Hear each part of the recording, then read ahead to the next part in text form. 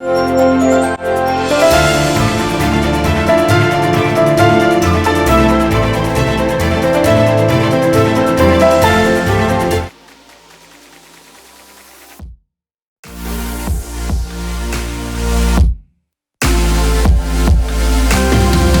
was walking by, never touching, never bothering anyone, and I saw this. The green room is smoking and the fire going down. Well, it's gonna time. It's gonna. New Orleans, the place where I'm going from right now is actually a cafe. It's very famous. They sell this Beignets. It's just a bun with the powdered sugar, and they also have live music. And it's located in the musical gardens park and right on the main square or street.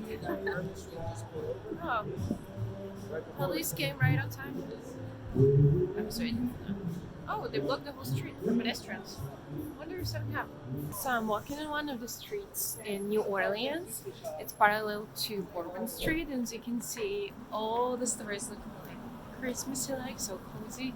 Reminds me of UK, I would say, or France, or Spain, to be honest. Barcelona was as colorful as this streets. Just around the corner, I saw there was a museum by Dr. Seuss, and he is the one who actually created Grinch. How particularly unique his endeavors are. And also, what I noticed, this city has a couple of what it's called Cafe Beignet, and that's where you can get this like sweet puffs with powdered sugar, and they have like 5 of them around the city. I wonder if people in here only eat them, or what's the thrill about it? It's just a bun with sugar.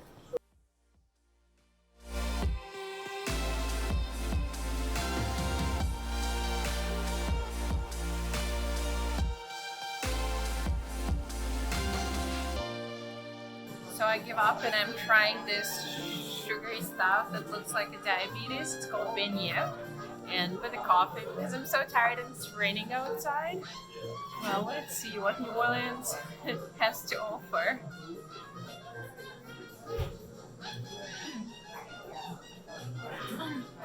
Oh, it tastes like this donuts that I have in my city in Russia, which is basically like the dough with powdered sugar at the top. So sweet but so good. I'm so hungry. After one of the beignets, okay, 3, I'm feeling revamped, but I think it's also because of the coffee. And I think I'm gonna be like sugar high. I think I already am, as I can hear it in my voice. But it's so cold. It's not cold, it's like damp and chilly that I don't want to go outside. I want to like stack up something sweet in myself and just be happy. And it worked. I am in the first licensed pharmacy in the whole North America. Since 1816, Louisiana was the first state to actually require the license for all the pharmacists and medicines and midwives. That's where it was opened by Louis Dufilo. He was the first licensed pharmacist. And back then, because of a lot of epidemics, it was logical to leave the store as it is. So that's why it still stands right now, because of that. Back in slavery, voodoo, people were coming here for different like love and luck potions, but instead of saying the name of the potions, they were saying the numbers, so people behind them wouldn't know what they came for. Poison bottles were required to be a certain color and certain shape, so they were distinct. But I'm still wondering, why would they even be allowed on the market? A lot of midwives came from France in 17th century to serve for North America. And the exception, their job was that they were highly paid, and they could enter any home, they could travel at any time, and they could baptize a child, which is at that time was not accustomed for women. This is the birth chair that assisted women with their birth. I am in Katerina Star Museum. Why do they call it by the Russian name? Do it sound that intimidating? It's like an eye-opener to see how many people actually suffered and lost their houses and how much damage made to South of America by this hurricane. In a lot of cases, houses were flooded up to the 2nd floor, so people couldn't escape even on the roofs. And even if they did, sometimes they died because of the heat stroke or dehydration. I feel like they're selecting their performance by the body type. It just looks a little bit familiar to that. Because of a lot of French influence on the city, Mardi Gras means Fat Tuesday, first of all. Second of all, they're doing courier. The French has to be adjusted. It means from French is actually running. So first they were actually throwing out the food and then they were running to get it, and mostly they were getting onions and flowers, chicken. But to get it you have to catch the prey, not necessarily chicken but any live animal, whatever is going to be on the festival, and then you can get it in exchange. That's interesting.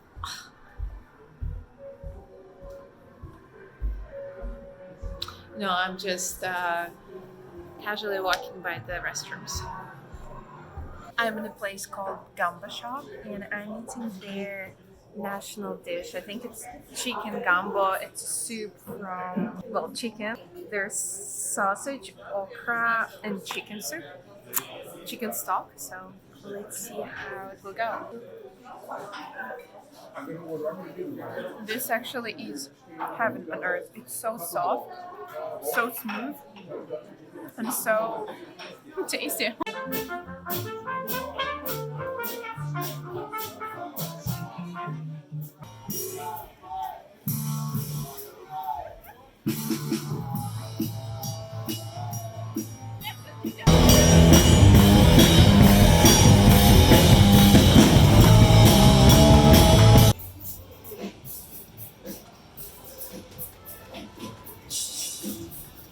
So bright and so things going so right. Wish for things hurry by.